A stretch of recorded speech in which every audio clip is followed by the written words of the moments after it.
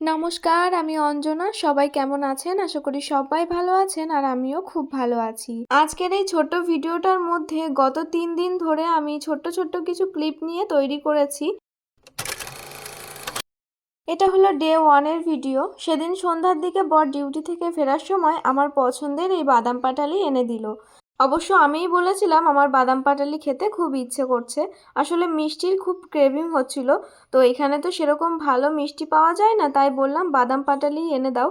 তো বাদাম পাটালিটা খেয়ে নিলাম। আনার পরপরই রাত থেকেই ওর গায়ে খুব জ্বর এসেছে। পরের দিন সকালবেলায় যথারীতি ও ডিউটিতে যায়, তবে দুপুর টাইমে হঠাৎ করে বাড়িতে আসে। জিজ্ঞাসা করার পর বলে যে খুব জ্বর এসেছে। তারপর আমিও গায়ে হাত দিয়ে দেখি হ্যাঁ সত্যিই তো খুবই গরম। তারপর ও বলে রুটি করে দিতে। আসলে সকালের দিকটায় ও ভাত খেতে চাইছিল না, আমি জোর করেই আলু সিদ্ধ ভাত দিয়ে খাইয়ে দিয়েছিলাম। তারপর বলে যে রুটি আর আলুর দম করে দিতে। তো আলুর দমও এখানে নর্মালভাবে আমি করেছি একটু ধনেপাতা দিয়ে, আর 4টে রুটিও সাথে করে নিয়েছি। এখন আমার বরকে এটা খেতে দেব। আসলে জ্বরের টাইমে সব কিছুই তো তিতো তিতো লাগে, ভাত খেতে চাইলো না, তারপর রুটি করে দিলাম, রুটিটাও নাকি তেতো লাগছে। এটা হলো তার পরের দিনকার ভিডিও। সেদিন আর কোনো ভিডিও ক্লিপ নেওয়া হয়নি। তো তার পরের দিনই আমার বর বলল ব্লাড টেস্ট করাতে যাবে, খুবই প্রবলেম হচ্ছিল তাই। তারপর আমরা একটা হসপিটালে আসি। তো এখানে আমরা ব্লাড টেস্ট করতে দিয়ে মানে ব্লাড দিয়ে আমরা বসে আছি রিপোর্টটার জন্য। তো এই হসপিটালটা কিন্তু খুবই নিট অ্যান্ড ক্লিন। তো ওখানে একটা পেশেন্টও ছিল যার সেলাইন চড়ছিল। তো আমরা অনেকক্ষণ ওয়েট করার পর আমাদের রিপোর্টটা হাতেও চলে আসে।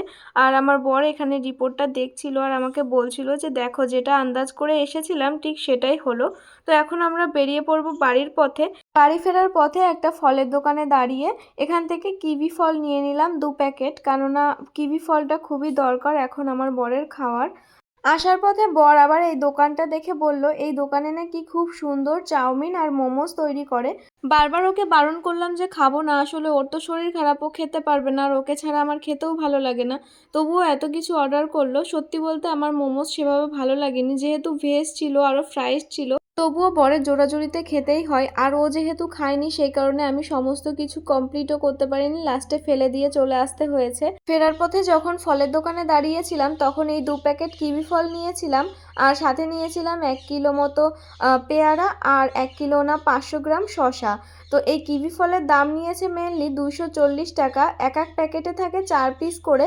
এক এক প্যাকেটের দাম নিয়েছে 120 টাকা। সো 2 প্যাকেট এনেছি, 240 টাকা নিয়েছে। ব্লাড টেস্টও করিয়েছি, ব্লাড টেস্টে ধরাও পড়েছে আমার বরের শরীরে কি প্রবলেম হচ্ছে। আসলে ওর প্লেটটা ডাউন হয়ে গেছে, তাই এরকম সমস্যা হচ্ছে। তার জন্য এই কিবি ফল এনেছি।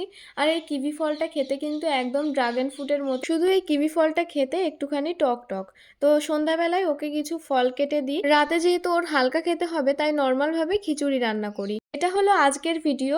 আজকে সকালবেলায় আমি রান্না করি আবারও খিচুড়ি আর একটা নর্মাল একটা তরকারি ভেজ।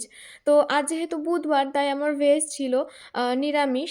তো তার জন্য একটা নিরামিষ তরকারি করি। আর আমার বরের যেহেতু শরীর খারাপ, তো ও তো ওই মশলাপাতি খেতে পারবে না আর খাওয়াটা উচিতও না। তার জন্যই একদম সিম্পল সাদামাটা খাবার। একদিকে আমি প্রেসার কুকারে সিটি দিয়ে রেখে দিয়েছি ডাল আর চাল মানে খিচুড়ির জন্য। আর এদিকে এখন ফোড়ন দেব। আর তরকারিটাও আমার রান্না হয়ে গেছে, একটু পরেই দেখাচ্ছি যে আমি কিসের তরকারি করেছি। আসলে ওর যেহেতু শরীর খারাপ আর আমার মুডও ভালো নেই।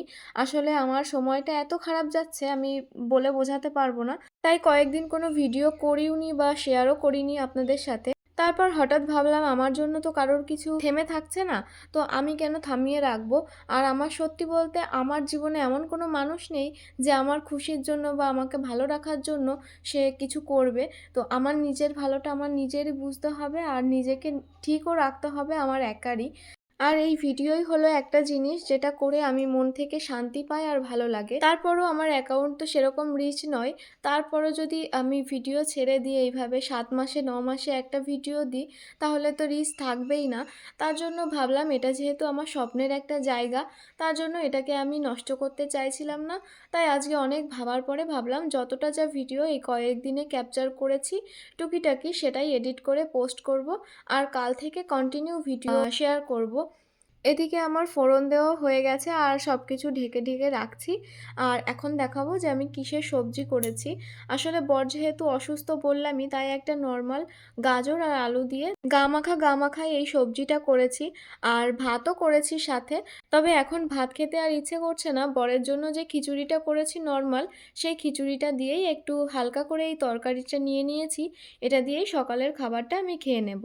স্নান করে হঠাৎ ঘরে এসে দেখি ঠিক ওইখানটায় একটা ফটো ফ্রেম ছিল। এই যে এই ফটো ফ্রেমটা, হঠাৎ করে চোখ যেতে দেখি কেমন ফ্রেমটা একটু ফাঁকা ফাঁকা হয়ে গেছে, একটু টাইম গেলেই হয়তো পড়ে ভেঙে যেত। তো এটা হলো একটা পুরনো স্মৃতি। এই হলো ঠাকুমা, আর এটা হলো আমার বর যখন ও টেনে পড়তো, আর এই হলো দাদু, মানে আমার দাদা শ্বশুর। দেখো তো কিভাবে লাগলো হাতের নখটায়। যাই হোক, এই হচ্ছে ফ্রেমটা। এটা হচ্ছে আমার বর যখন 10-এ কি 11-এ পড়ে, তখন এই ফটোটা তুলে, মানে স্টুডিওতে তুলে তারপর বাঁধানো হয়। এই ওই টাইমেই বাঁধিয়ে নিয়ে আসা হয়। অনেক দিন পুরনো, প্রায় 7-8 বছর পুরনো। তো তারপর অনেক দিন হয়ে গেছে, হঠাৎ আগের বছর দেখি খুলে খুলে যাচ্ছে, তখন আমি ওই টেপটা দিয়ে আমি ফ্রেমটার সাথে এই ছবিটা আটকে রেখেছিলাম। আজকে হঠাৎ দেখি এই অবস্থা। এই যে ঠিক এইখানটায় ছিল। আর এটা হলো বাবু, মামনি, আমার দেওর আর আমার বরের একটা ফটো, আর এটা মামনি বাবুর সিঙ্গেল একটা ফটো। আর এইখানে ছিল এই ফটোটা আমি সাথে করে নিয়ে যাব। আসলে কয়েকদিনের মধ্যেই আমরা কলকাতায় যাচ্ছি, তখন এটাকে আবার নতুনভাবে বাঁধাবো, কারণ এখানে যে ঠাকুমা আছে সেই মানুষটা পৃথিবীতে আর নেই। আর ওই মানুষটা আমার বরের খুব প্রিয় ছিল। চলুন তবে আজকের মতো ভিডিওটা এই অবধি। দেখা হবে পরের আবার একটা ভিডিওতে। ততক্ষণ অবধি সবাই ভালো থাকবেন।